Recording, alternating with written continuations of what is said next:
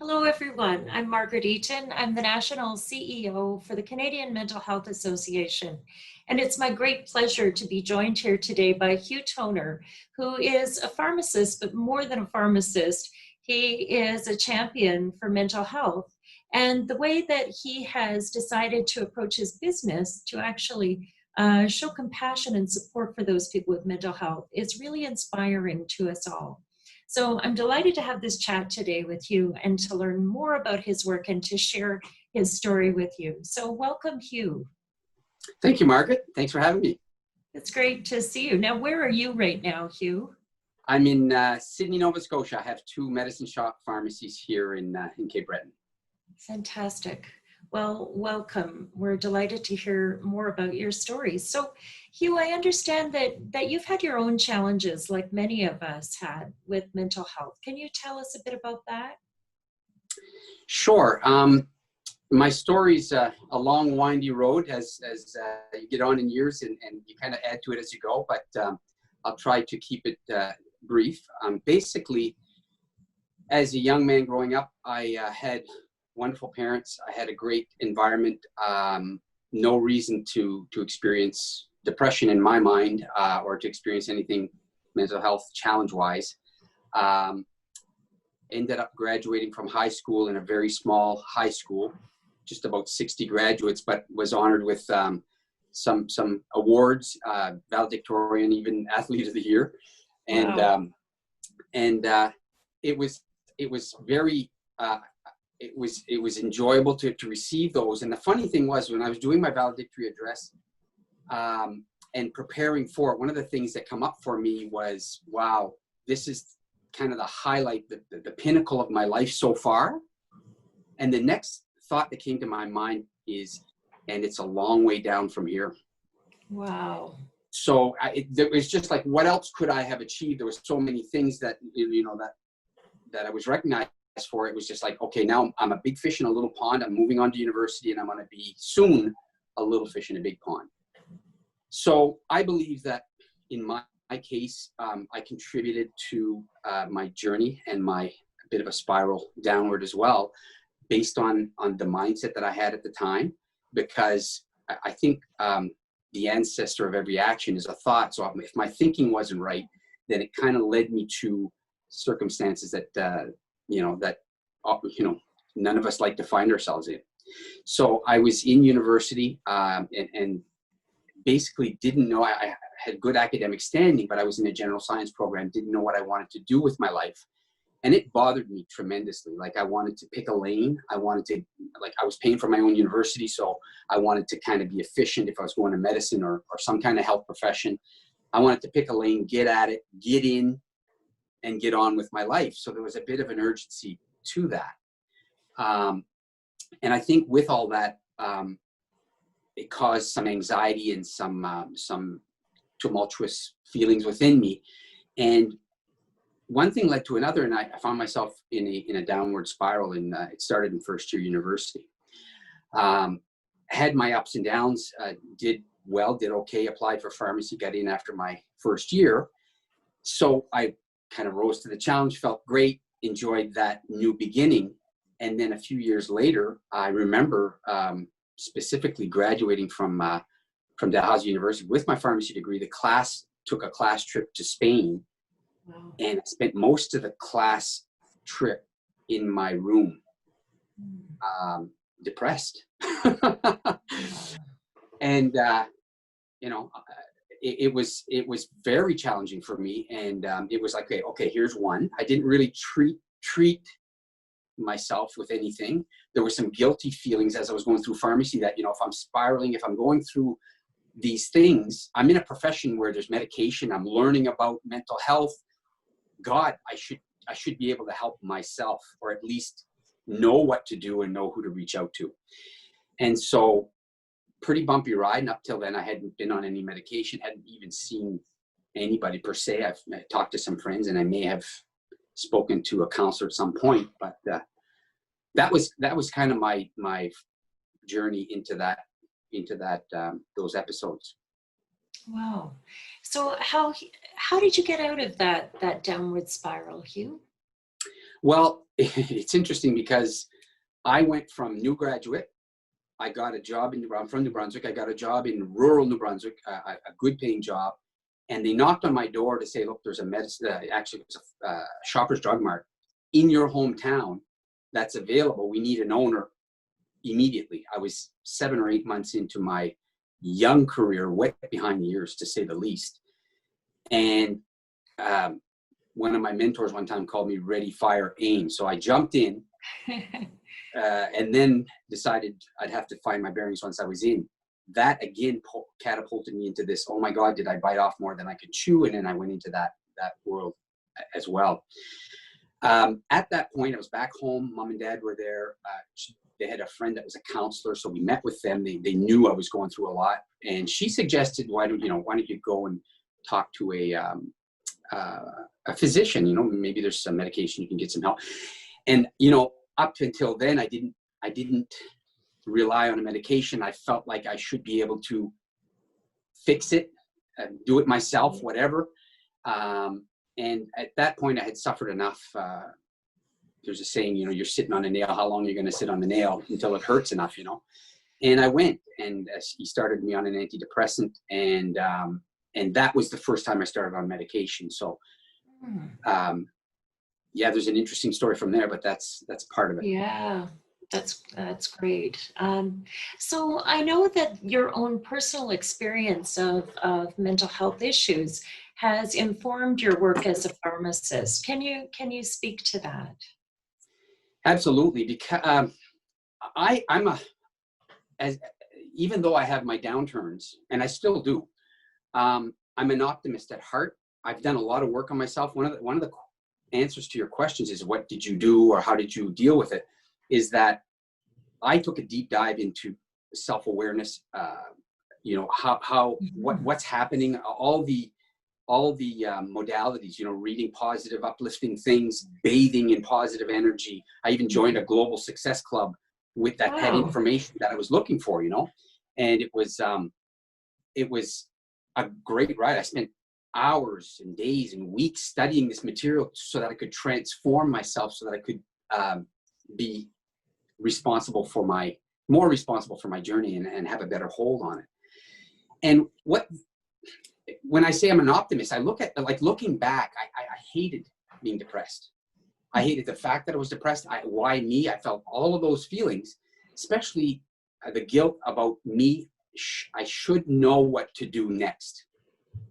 Feeling helpless and hopeless, and in a deep, dark pit that I describe as I can't even find the handles to climb out of the hole. At times having a hard time getting out of bed and being an owner of a drugstore. Tough stuff, right? Really tough. And when I look back, I say, at the time I hated it, but when I look back now and years later, I realize it's the best thing that ever happened to me. And How so? Well, I just believe that we're given gifts along our way.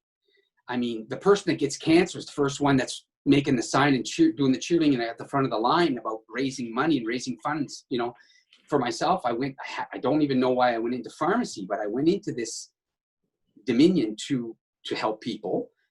And as I was going through it, I experienced depression, and it gave me compassion for myself and for other people. Like, I remember one time as a pharmacist going in, we developed a daily delivery program where we actually go into people's homes every day and deliver medication to help them increase their adherence, keep them out of hospitals, that kind of thing.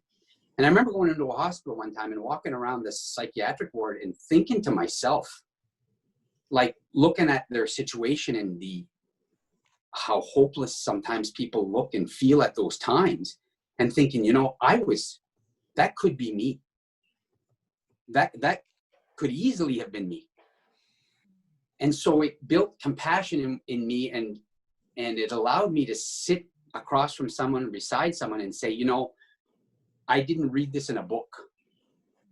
I lived it. I've been there. I've been where you are, and I've done the work, and I've done some of the heavy lifting, and you can teach me and I can teach you. And I'm not arrogant enough to think that I have all the answers, but boy, did I go looking for them. And oftentimes when I'm talking to somebody, people expressing and experience, telling me about their experience is allowing them to kind of share what they've been through. And in a lot of times, pharmacists can play a role as a listener. People, most of the times, people just want to be heard. You know, as we speak, the answers come to us. It's like, you know, you go to a counselor, you're talking to them, and they ask you a question, and you're talking, and you're saying, yeah, that's right. That's what I needed to hear, and it came out of your mouth. Right. So pharmacists can be advocates. I mean, we're highly accessible. You know, the screening process to become a pharmacist. I mean, my God, my son just joined me 5 years ago. He graduated, and I remember 5 years before that when he was going through the screening process, the questions that they asked pharmacists, they want pharmacists to be completely open to modalities and different ways of treating, and not necessarily having all the answers, but being open and good communicators and loving and good listeners. And like, you gotta I remember listening to the criteria and see, like, man, you really got to jump some hoops to get there. So kudos to them for, you know, those that land in first year, they darn well earned it. So there's quality people out there that come through the program.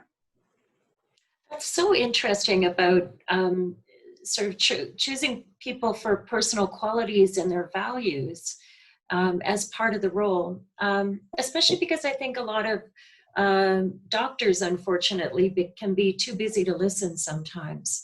And so we do need that listening ear from another health professional. So that's wonderful that that you see your role as being one of listening and compassion. So Hugh, this is a difficult time right now. We've got lots of research showing that because of COVID-19, people are experiencing more mental distress, more anxiety, and it is about the physical distancing we're doing and the lack of support we're getting from our friends and families that would normally be there, plus fears about catching the disease or loved ones getting it. Okay, there's just a lot going on. So given all of that, do you have some suggestions? Well, no, first off, I want to know, do you see that in your pharmacy? You know, have you had that experience of people coming to you with anxiety because of these times? And then, you know, what are your thoughts on, what do you tell people? What a great question. Extraordinary times. And I even believe these times have shown up for a reason. I really do. Oh. I think as challenging as they are, we can talk about that, but as challenging as they are, it's an opportunity for everybody to, geez, I mean, the world stopped at one point. Like there were pictures of the Champs-Élysées with no cars on it. Like downtown London, Piccadilly Circus, nobody there. And we don't slow down. We're attached to our cell phones. We're attached to social media. We've never spent, and it's getting worse. We're spending less and less time with ourselves, and we're petrified to get to know who we are. Scared that there's going to be some demon that's going to jump out of the closet. When in fact, we're all beautiful in our own way. We just need to give ourselves a little bit of a break. Yeah, you know? So true. So COVID has, for all kinds of reasons, yeah, there's terrible things going on, and they're reporting it every day, and there's deaths and all that. Yes, I get it. But there's no such thing as a one-sided coin. There's always a flip side. There's always a positive, and there's always a negative. And it's like, which side of the coin do I want to look at? So the tips I would give is like, our job, I think, if we want to have a better life, is to focus on good to getting better. Like learning to accept ourselves. Like there's a set of emotions, from depression, suicide to bliss, and everything in between. Anxiety, neutral, bored, happy, content. And it's a scale. And I think with self-awareness, we can identify, where am I on that scale right now? And just by looking, you bring to your awareness where you are, so that you can't hit a target you don't have. So if you know where you are, then you know what the next step is. I call it the emotional tone scale. You can't get from depressed to bliss in one step. It's impossible. But you can get from depressed to angry, and angry to anxious, And those are higher steps, you know, and anxious to unsure, that's another higher step. Unsure to indecisive, you know, and then you work your way up, and then you're neutral, then you're bored. Well, bored is a higher emotion than anxious. So my tip would be, like, when you're feeling good, make yourself a love list. Make yourself a list of the things that you love to do that people don't have to ask you to do. Like, you go for a walk and look at the horizon, whether it's with a pet or with a friend or by yourself. After half an hour to an hour, you're coming back, you're whistling. Like, I go for a walk in the woods, not as often as I would like to, but when I go, I come out, I can't remember what my problems were. I don't know where I put them, but I didn't come out of the woods with them. So I like going for a walk. Other people like going to the gym. Other people like, you know, moving. Other people like eating healthy, you know. But just make a list, listening to music, talking to a friend, petting a cat. Like, make a list when you're feeling good of, these are the things I like to do. So when you're not feeling good, you know, you can look to that to do something else. Those are great ideas. I love that idea of a love list. That's very compelling. So as a pharmacist, how do you help people with mental health issues when they come to you? What do you do for them, Hugh? Well, like, as a pharmacist, I think we know that there are medications, like in our world, there are medications that have been shown to help for bipolar and depression and schizophrenia and all these. There are proven drugs that help move a person forward. Like, for me, I really started making progress when I finally gave in and said, okay, I'm going to go to the doctor. I'm going to start something. But then when we started as a pharmacist, our job is, part of it is to encourage people to stick with it. Like, antidepressants take 3 to 4 weeks just to start kicking in. So I tell people things like, in the next 2 weeks, you're going to start noticing the color of the leaves more. You're going to start noticing how the sun sparkles off the house, you know, and planting seeds, and, you know, flowers are going to start, you're going to start noticing things that you haven't noticed before. You're depressed, you're dark, you're gloomy. So I'm planting positivity to say that, like, as the drug starts working, you're going to start feeling better. And these are the things you're going to notice. So that's one of the things that I talk about. And as they do that, then they start on their journey, and then they start feeling better and start moving in a better direction. Drugs also come with side effects that may take a few days, maybe a few weeks for your body, which is an amazing mechanism in itself, to kind of adjust to. So the facts are that 40% of the people that start an antidepressant, for example, don't make it to day 30. So without the encouragement and the support, and a pharmacist is a great place to do that, they don't make it to that. And 70% of people get off the train by the 3rd month. So if it ain't working, as a pharmacist, our job is to say, what's happening? How you doing? Is it the side effects? Did you wait long enough? Is it intolerable? Well, what are our other options? Because there's all kinds of new options out there. So we find what's best for them. So another thing that we do as a pharmacist is we can tie in, we can be a resource for the patient. We can tie in for the nurse practitioner, the nurses, the physicians who are busy doing their thing. And we can kind of help send a suggestion along and help kind of tease out some of the solutions that we can have for patients. That's fantastic. Well, Hugh, it's been wonderful to speak with you. I love this idea that every coin has 2 sides. We need to look at the positive side in this. And your notion about depression is a gift, that it is something that teaches you self-love as well as compassion for others.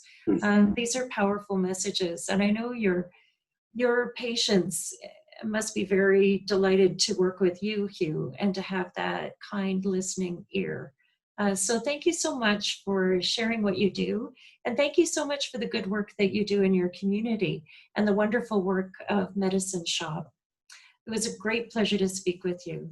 I just want to mention that there's an enormous amount of talent out there in the pharmacy world, and everybody brings their own strength and their own gifts to the game.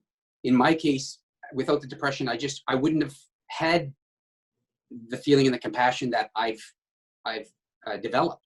But every pharmacist, every healthcare professional that's out there, especially during COVID right now and any time, they all have their gifts, and you know, if they're smart enough to play to their strengths, which most of them are, there's lots to go around. There's lots of good skill to go around.